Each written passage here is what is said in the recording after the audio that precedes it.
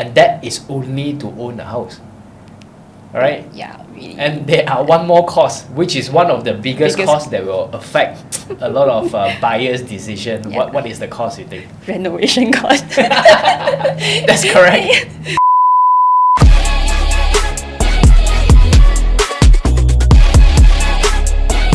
Okay, welcome to Connecting the Dots.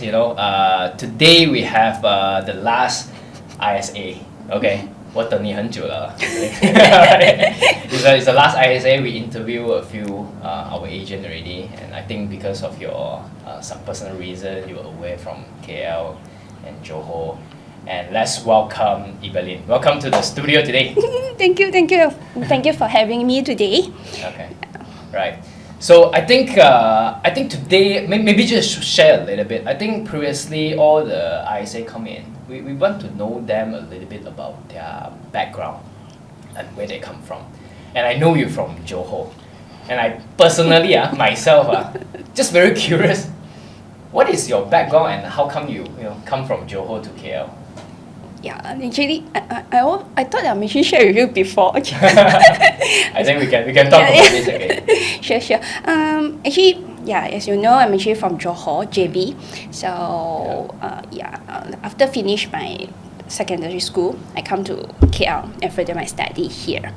So, like as normal majority people, I met my first boyfriend here in KL. So where's the second one and third one? No, second and third one. Okay. Yeah, sorry. Sorry, got the second one. Okay. After completed my college, I decided to stay in KL to. Where do you study in college?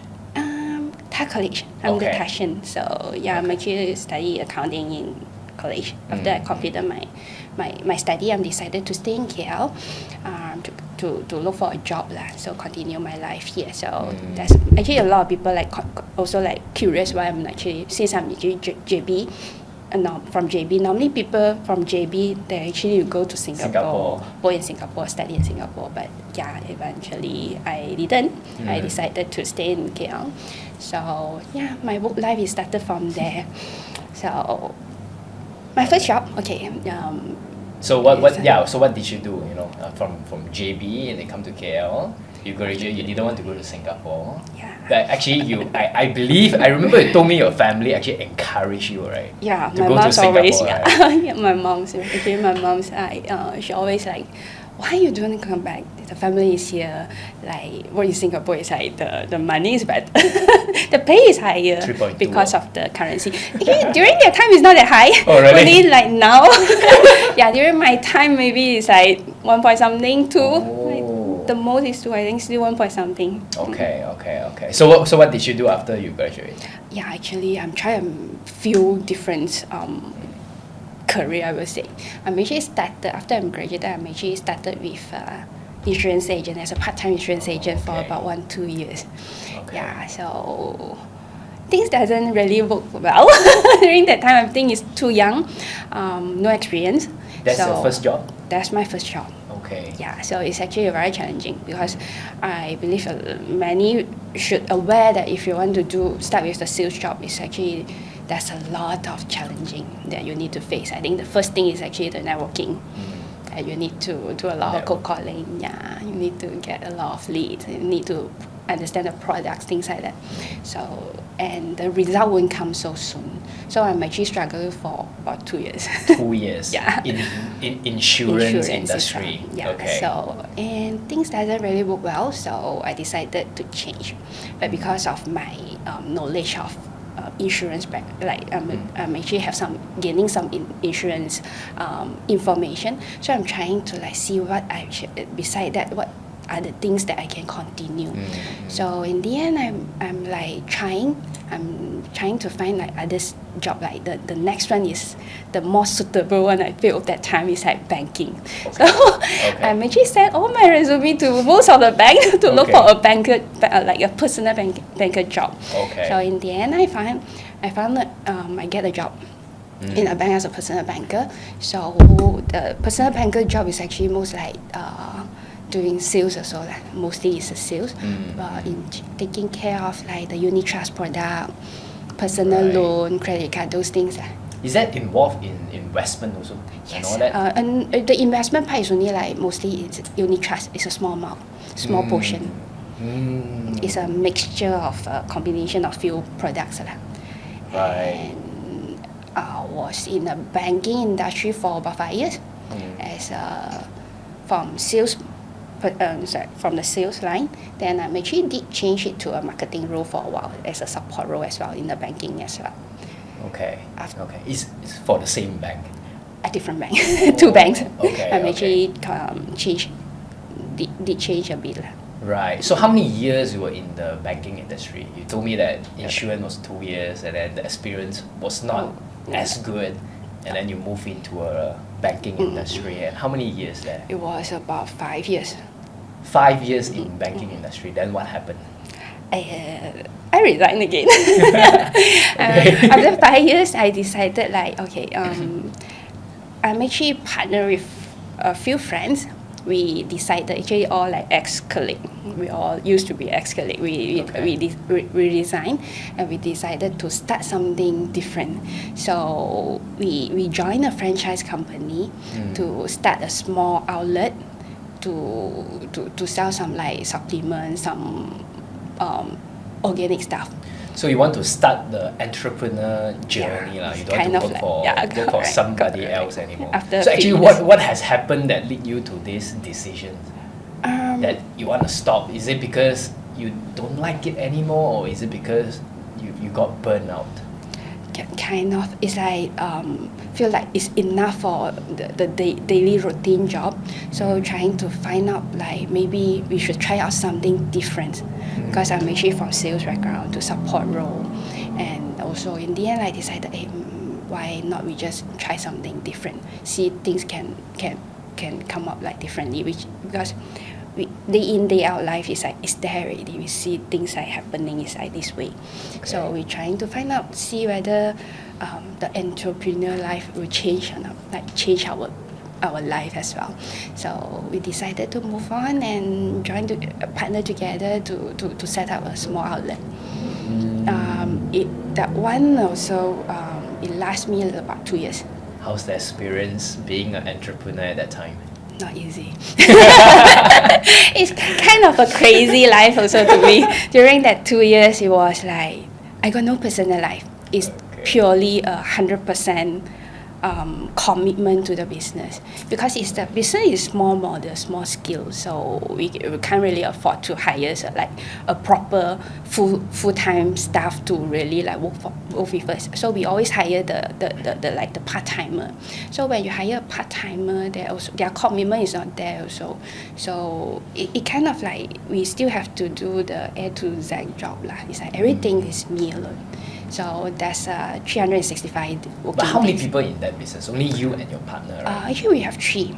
Okay. But 3 of us, we started with 1 outlet, then we expanded to 2 and 3. So in the end, each of us like taking care of 1 outlet, that kind of things. Then all of you got no life, No life. I believe they got no too much of personal life as well. It's like almost like. So what has happened that at the end, 3 of you come together and say, 哎呀，做不下去了啦, gonna end. Do you all have this conversation, or what has happened? I'm just curious. Actually, I feel sorry also. I'm the first one to say I'm the first one to trigger it and say, hey, I think I need to stop. I'm 3 of us. I'm the first one. I feel like I drained out already, and because of the 100% of the commitment, daily really I got no personal. I got no weekend. I got no holiday. No day off at all. Even if you're sick, you got an MC. No MC. Yeah, no MC. It's like 10 to 12 hour jobs daily, because my shop is actually open in the mall, so I cannot afford to have like. We have to follow the mall rules, the open time and closing time. Yes. So, yeah, so it's like 100% committed to the business. Kind of like not much of personal life. I really feel like it's really enough lah. Worse than a corporate job, right? In terms of the time, and right. It's a different kind of stress. different. It's like not only you, but it's like business. You need to make sure the business is earn enough to cover the expenses and enough for living. So I feel sorry. Yeah, I'm the first one to really like I got no choice, but I have to give up. So the three of us, I'm the first one to say it. Then after you say it, then they all follow. One by one, but the yeah. I think you know, based on what you just shared about, you know, working for corporate for 5 years and then you got burned out and you want to do something different, right? I thought this is happening in the society right now, that people got burned out from corporate job and then they say, I want to do something different. Let's do business, because business got flexibilities. It's your own business. Yeah. You put your heart, your sweat, Yeah, your money, your blood. You sure you got rewarded? You sure you got rewarded, but actually in reality, like the reward maybe is not as what you thought, Yeah. right? It's not as expected, right? Actually, that's entrepreneur journey lah. I understand that. Okay, so you stopped that one. How many years there? 2 years around. I think 2 years plus, I guess. Wow. Already, Then what happened? Yeah, I stopped. Then I go back to corporate life. The corporate life sounds easy now. Routine. Okay. So it's I go back to the routine corporate life. So and the routine at corporate life was last about another 5 years plus. So yeah, then with this, after back to the corporate life, and you think like, why I come back? Now that I think back, why am I come back? So after 5 years, I decided to take another break. Lah. So I decided to take a short break, time off. So that time is I got no backup plan. I just resigned. And you just want to rest. Just want to rest. So feel like the time honestly I'm actually totally lost. I really don't know where's my direction and where should I go. Should I go for another corporate job? Should I look for a sales job? Should I start some business somewhere here and there? Totally clueless. Okay. So I was just like totally rest for a few months. Then during that time, actually I have friends that working in real estate industry for very, very long. I wouldn't say it's very long in real estate. She have a very long experience, a lot of experience from a developer background. She moved from developer background to a real estate. So she kind of like experience in the industry. So she come and approach me, say, hey, since you are not jobless. Working, jobless, so free now. Why not you join me as a real estate? Okay. Honestly, at first I really totally don't want. I rejected her straight away from the very beginning. I said no, I don't see myself go back to a pure sales line. I'm a very introvert person. I don't like to talk to people. I don't like social work. Especially sales job need to do cold call. Okay. That's the things that come to my mind. No. Definitely no. So there's a lot of things that in sales line that you need that kind of personality and characteristic is not in me. So I don't see. Very uncomfortable. Yeah, I don't see myself go back into a sales line. So she approached me a few times. I also say no lah. Then in the end, she changed another angle, direction to come and approach me again. She was saying that, hey, since you are jobless for so long already, and I'm actually working on something very big, some few big project is coming in, and I need some like helper, support role to do some admin things like paperwork, some tidy up some things. Maybe you start from there, just helping me a little bit since you're so free ma. Okay. So I'm like, okay lah, just helping only ma. What for short while since life so free, okay lah, helping lah. So when after starting with small things, then more things come. But the more things I feel like small thing is what? Like just like helping to maybe like tidy up the listing. Okay. Some data. To organize Things. data, key in data and all. Yeah, I did that. Then after that, I started to like sending some message out, arranging some viewing. Then slowly add on. So like I feel like something is wrong. I feel like I got more things to do now. You Then feel I like 上车 already, right? a bit. Then it's like I a bit kanchiong also. I say like because I still lost that time. Actually, I don't know what is that. I'm like, this is not. What is going on now? It's like where am I now? Like a bit lost. So but I'm still like I didn't really talk to her about this thing also. But that time I was like just continue doing. It's like since I got nothing, so it's like just helping like continue lah. Everything come to me as okay, like do first lah. Okay. So I continue to roll the things, roll. So at first, because when I started that time, the so-called the new project wasn't really start yet. So is that a primary or secondary? It's a primary project, new project. So it's like the whole marketing rollout is not ready yet. So when I started with other things for like 1-2 months first. So when the project is ready, then I see things differently that time. It is like is something come to like it's totally different from what the sales role doing.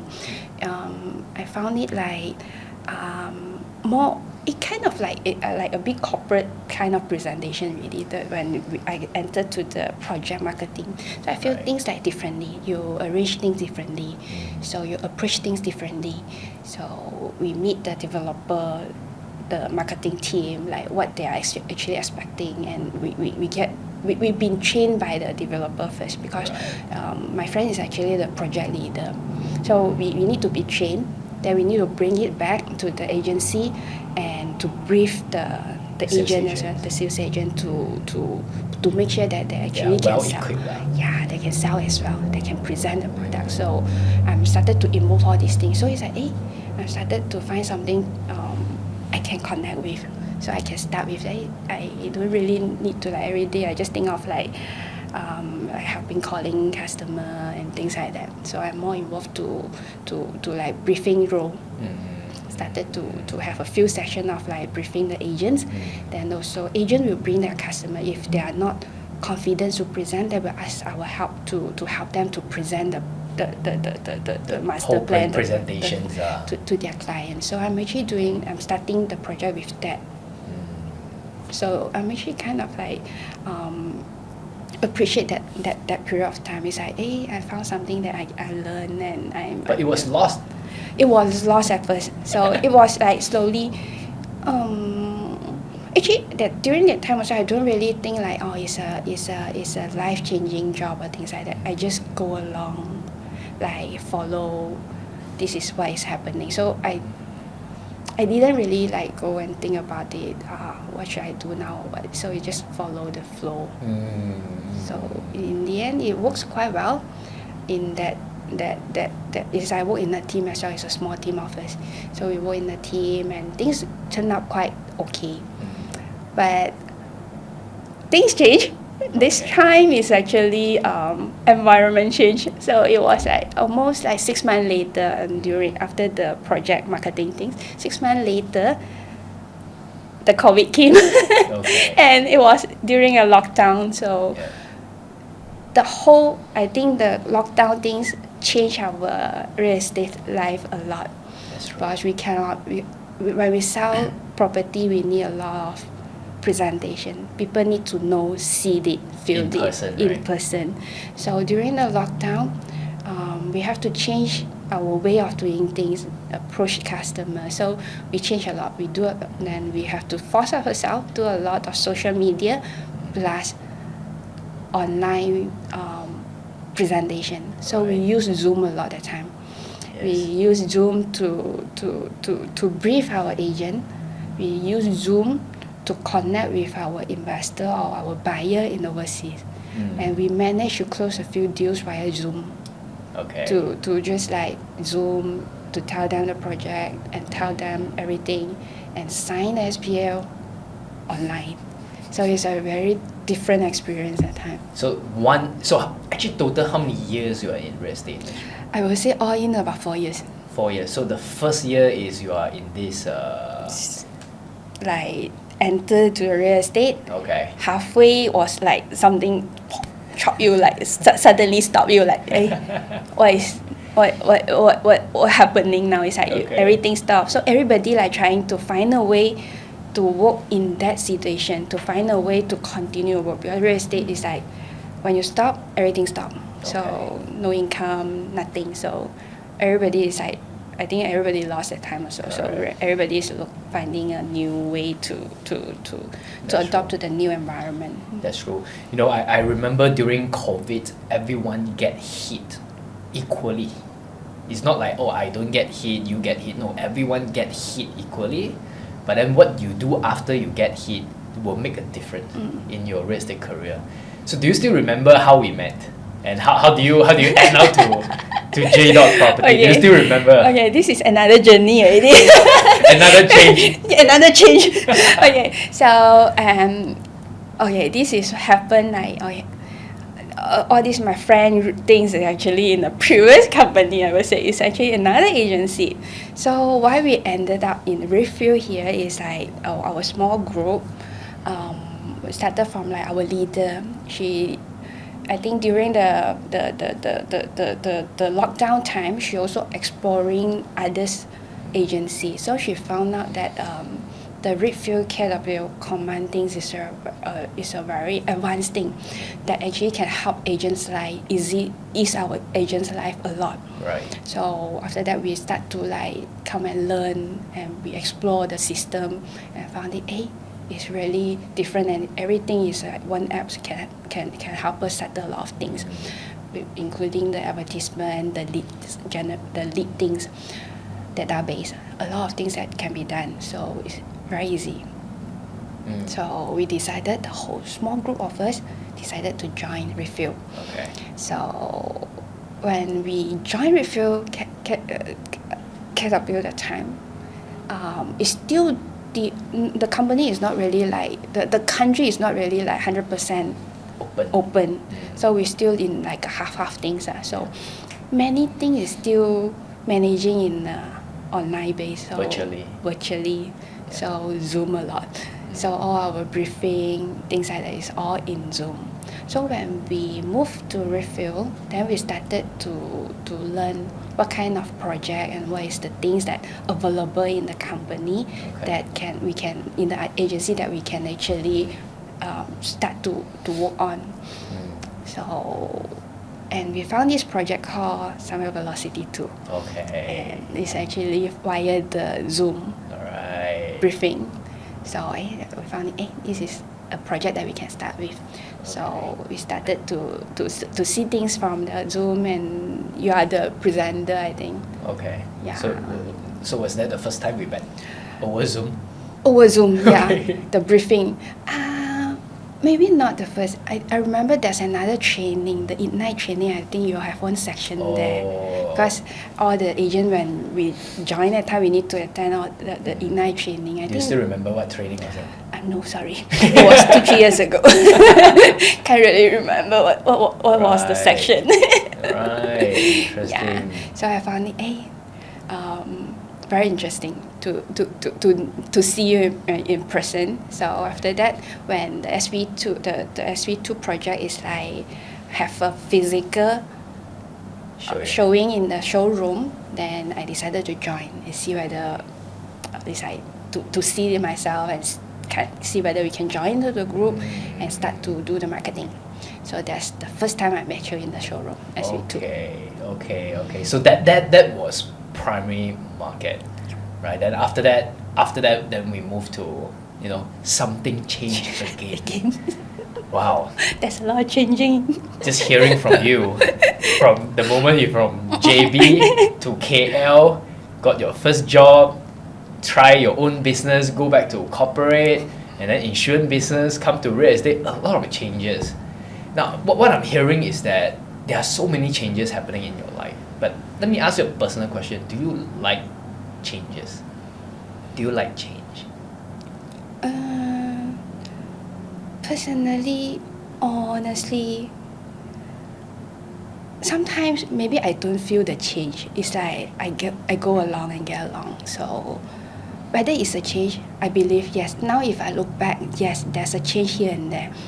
But when things happen at time, maybe I don't feel it. It just happened. So yeah, there's a change, but not in purpose, I would say. Okay. So when you look back right now from your whole entire journey, do you see yourself different? Yes. Okay. Again, it's not purpose. Okay. It's like people grow up, then when the things that you meet, you face, you change in person naturally, I would say. So All right. that's that's happening to me. So yeah. So that's how you feel in your whole entire journeys, and to be honest, I truly feel that change is not so easy. Not everyone comfortable with change, right? I think when we run J. Property that time, I mean Joanne and I'm from primary market. I think I shared this before. For 8 years, I was doing project marketing, and then for me to make a change to do secondary market, right, it takes a lot of courage. And every time when you are about to change, right, I always feel there's a sense of loss of direction. Sometimes you have a lot of questions. Like you ask yourself, am I doing it correctly? Am I taking the right direction? Am I making the right decision? And there are a lot of questions like this that we always ask ourselves, you know. But I'm so glad that you keep on changing, because I believe change you cannot avoid. Things gonna happen for that lah. Right? Thank you for sharing about your background. All right. So now you just mentioned that in real estate industry about 3 to 4 years, is it? 3 to 4 years. You have done primary market. You have done secondary market. What is the difference?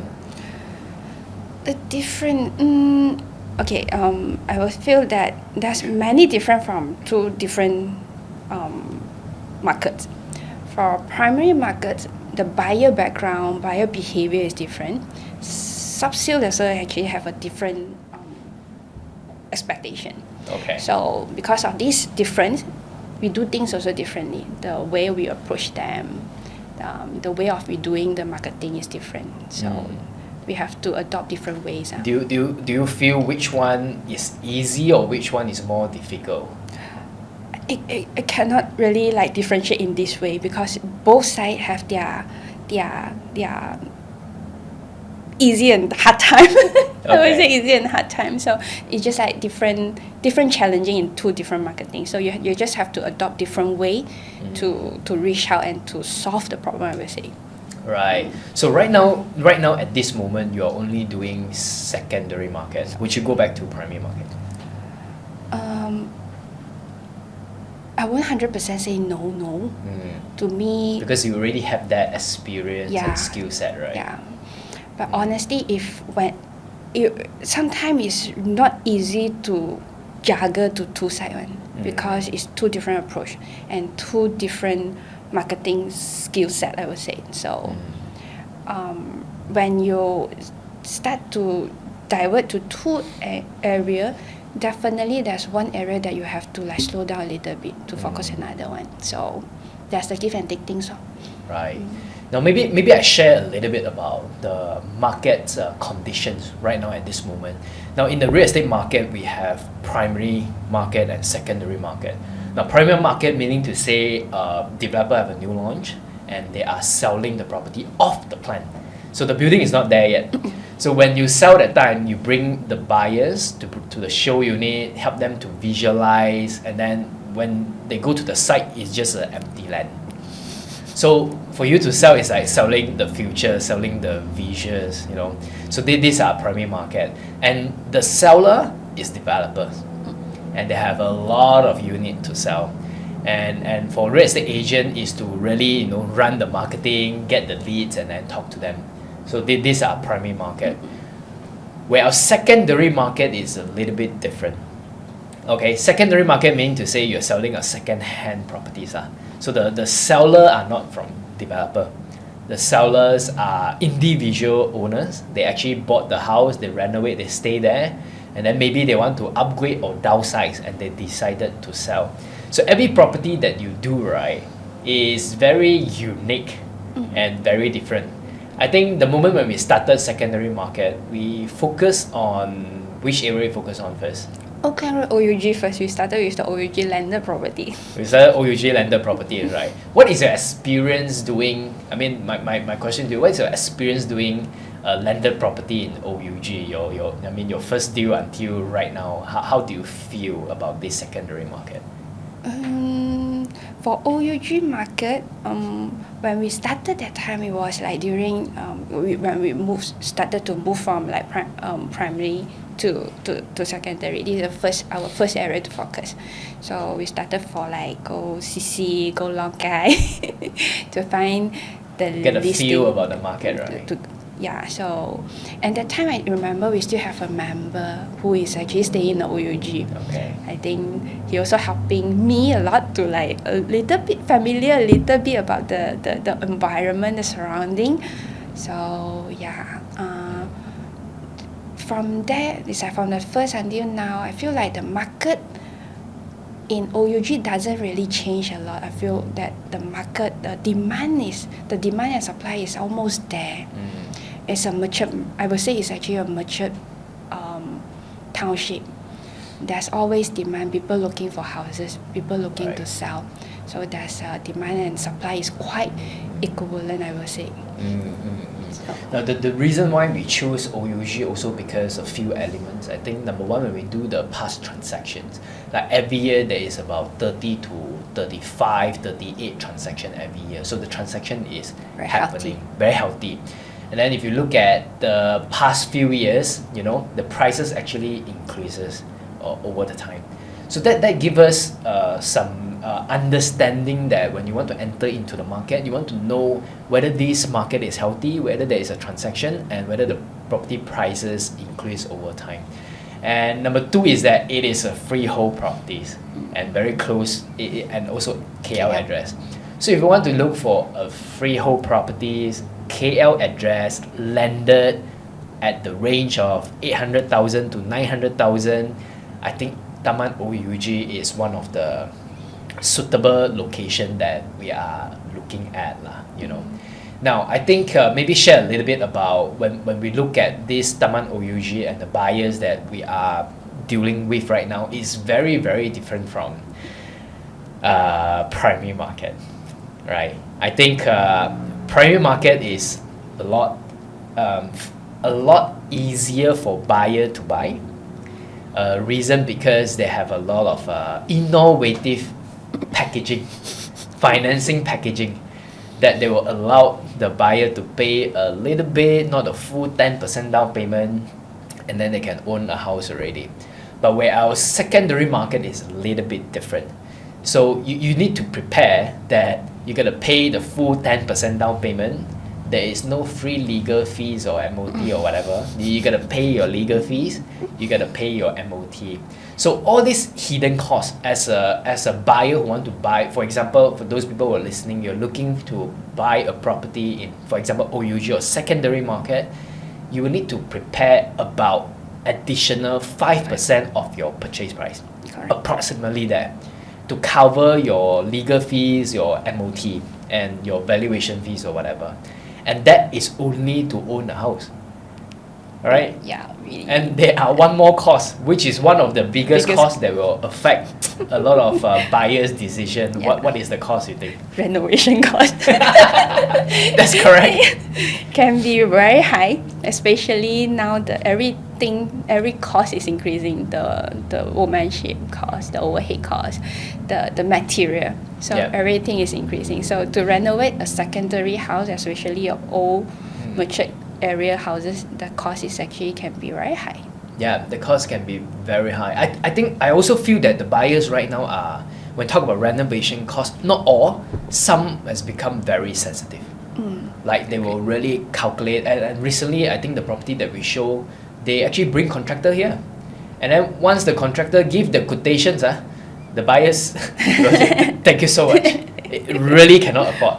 But I think from our previous episode, we actually get Joseph to come in, and Joseph say now there is another innovative financing scheme that will finance the renovation cost to the loan to help the buyers to, you know, have the money to renovate the cost. Yeah. But of course there is a give and take. Your interest rate will be a little bit higher, but it's okay, right? You know, you don't need to fork out about 300,000-400,000 or 200,000 ringgit cash to renovate the properties, right? So that's what we experience about renovation. And I still remember one of the case that we closed in Hujan Bubu area, right? You know, I mean, most of our buyer are looking for renovated house, you know, or maybe only require minor renovation, they can still accept. But this house, you know, halfway suddenly the water pipe got an issue, and when we informed the buyer was very, very concerned. The buyer was so concerned that, oh my god, I need to spend I don't know how much money and rewiring the whole piping and all. And because of things like this, the buyer aborted the deal. Right? So that it comes to like this the market right now at this moment, for the market that we are in right now. Right, so I have one last questions for you here. What is the pros and cons of buying project? Let's talk about this a little bit. The pros and cons of buying project. The pro things I would say is really, because you are the primary, you are the first one to see the house. So you can decide, enter with a very minimum rules that Jonathan just mentioned, because there's a lot of innovation package that they can actually choose. Then they have with a low entry price. And you don't need to rush for paying now. So you will see things like maybe a few years later. It's actually a higher opportunity for capital growth in future. So the con things I will say, maybe you want to add on something? Con thing for the primary market maybe because Gotta wait. I think that take time longer. And then you cannot see. It's not tangible. And I remember one of the content during COVID is the developer cannot get the foreign workers to come and build, right? Then the project got delayed. So there are certain risks in this element. Now, primary market, I remember a lot of people ask me, you know, they have money, they're thinking, should I invest in project or should I invest in secondary market? You know, I truly feel it really depends. It really depends. Not all the project make money, to be honest. Not all the project make money, but not all the project lose money also. There are certain projects really worth investing by looking at the developer background and their reputations and their credibilities, by looking at the location. And I would think that as an investor, if you're looking for something to invest in condo, it is very important to invest in a sustainable project like TOD, transit-oriented development, where the school is there, the MRT is there, where the lifestyle is there. That will attract people to come, and these people will help to add value to the property over time. So I think this kind of investment is good. But another thing, as an investor, if you invest in a condominium and it will take 4 years to be completed, right? So what happened in these 4 years? So there's no return for you. And in fact, you still need to pay interest during these 4 years. And for a 800,000 property or 900,000 property, in these 4 years, you can't rent it out, you can't do anything, you're just paying interest. It will add up to about 45,000 just for the interest. But it's for sub-sale, then it's very different. Because for one of the things that with developer, you cannot negotiate the price. Right? Although they give you discount, but the way I see it is not discount, financing package, okay? They make it easy for you to own the property, but there is no way you can negotiate the price. But in secondary market, if you find a property that you like and you can see the potentials, right, you can always negotiate the price. You can negotiate the price to a level that you can see your return, your rental yield, your ROI. And I would think that in secondary market, you make money when you buy. I always feel that way. So they are definitely a good thing to invest in primary market. If it is a good project, worth investing in. If it is a not so good project, you have certain criteria and requirement that you need to check lah. Make sure that certain important box is ticked, then you are safe when you invest in this property. Where secondary market is a lot easier. When you want to invest, 3 things that you want to see. I think number 1, you want to look at the current market asking price in that area. Are you paying something that above the market? And to justify or to verify this data, look at the past transacted database. So if the past transacted database is about 800,000 or 850, for the similar condition, you won't pay 900,000. Unless you really love the property and you want to stay there and your wife say, I really want to buy this house. If you don't buy for me, I'm gonna threaten you, then no choice, you're gonna pay. Alright, but yeah, so if you're looking for investment in secondary market, this kind of data is very important to you, and you know that you make money when you buy. So these are the things. Alright, so I think we are almost coming to the end of the podcast today. Maybe I want to ask you one last question that I personally really interested to find out more. What do you expect? I mean, so many changes that happen in your life. Wow, I think even right now also going through some changes and some challenges that you need to manage. What do you expect in this career for yourself? Of course, when we talk about like sales kind of job, the first thing is actually money first. Okay. So the money is actually whether it's a sustainable type of money. So it's like it's an income regularly, which I feel like currently, because we actually working in a team, which I feel like is actually the structure in the team in the company making everybody like growing in the same direction. So I found it's like if in this kind of model, I feel like okay, I will continue. I see myself as continue working in the real estate industry for the next few years. I won't say it's too long, but for the next few years, yes. I don't see myself go back to corporate life now. So I think it's good. So actually recently when I read some article, I found this phrase actually quite can describe like what is the current situation in our company team like that. It's actually in Mandarin. So it's like 一个人走可以走很快。But 当你是一群人，就是一个 team 一起走的时候，你可以走得更远。So 我觉得 it's actually is like described in a teamwork, which is like inject out. Yeah, so that's exactly the reason why Joanne and I decided to form a team. I know I can run very fast, and Joanne know that she can run a lot faster. But when we look back, we don't want the journey to be so lonely. Okay, we want to make the journey to be enjoyable, and we always do new things like this podcasting, these home tours, all the creative marketing activities. Not easy, not comfortable, because it's always require change when you want to do something creative, when you want to do something new. It's always not comfortable. But I really want to encourage you, Evelyn. I know it takes a lot of courage for you to prepare for this podcast, but really thank you for sharing your life. All right? Thank you for having me here today. Okay, thank you everyone. We will see you the next podcast. Bye-bye. Bye-bye.